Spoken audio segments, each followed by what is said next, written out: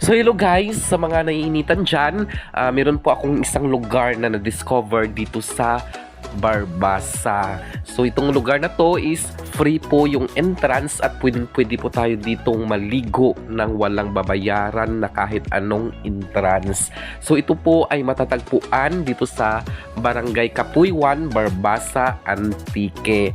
So itong kanal na to guys is napakalinis at ang sarap po talaga maligo dito. At kung nakikita nyo no, puro palayan po yung kanyang gilid kasi itong kanal na to is intended for irrigation. Pero ngayong tag-init, ito po ay ginawang paliguan ng mga mamamayan or ng mga tao dito sa Barangay Kapuywan, Barbasa, Antique. At kung nyo napapansin no, napakalinis at wala ka pong makikitang kahit anong basura na nandyan sa kanal. Kasi po ito ay well protected ng kanilang mga mamamayan na nandito sa Barangay Kapuywan. At dito nga, nung time na ako'y dumaan dito, may nakita ako ditong naliligo na mga kabataan na nandito sa irrigation. At ang isa pa no sa pinaka the best dito is talagang malinis yung kanilang tubig na nandito. At ito po ay napakalapit lamang po sa National Highway at pagbaba nyo po ng inyong sasakyan is nandyan na po itong kanal na ito na pwede nating paliguan. So ito ay napakalinis at wala ka pong makikita talaga na basura dito. At nung time ngayon na nang pumunta ako dito is napakaganda at elegante talaga nitong kanilang lugar dito. Kasi bukod sa wala ka talaga makikitang basura is pwede ka talaga ditong tumalon at magtampisaw sa kanilang irrigation. Kaya po no, sa mga naiinitan dyan, so ano pang hinihintay nyo? So pwede po kayo dito maligo.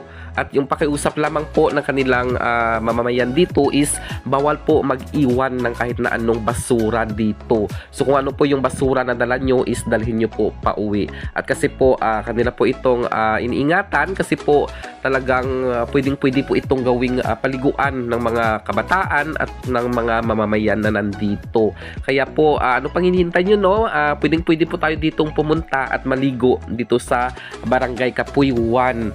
So ito po ay malapit lamang sa kalsada at pagbaba nyo nga po ng sasakyan is nandito ka na po agad sa kanilang irrigation. So nung nakaraan nang dumaan kami dito, napakarami po talagang naligo dito. Pero ngayon kakaunti na lang yung mga kabataan na naliligo kasi nung time na pumunta ako dito is weekdays. Nung time na dumaan kami nung nakaraan is weekend. Kaya po, nung time na yon is napakarami po talagang naliligo dito.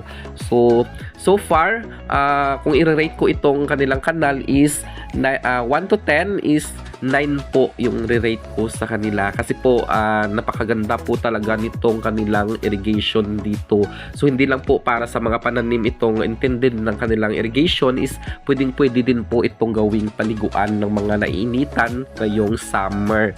So hanggang dito na lang po muna yung aking ipopost na video. Yung full vlog po ipopost ko po yun by the next day dito po sa aking YouTube channel at sa aking Facebook page. So maraming salamat po sa inyong patuloy na suporta sa pag-like at pag-share ng aking mga video na pinopost dito sa aking Facebook page at sa aking YouTube channel.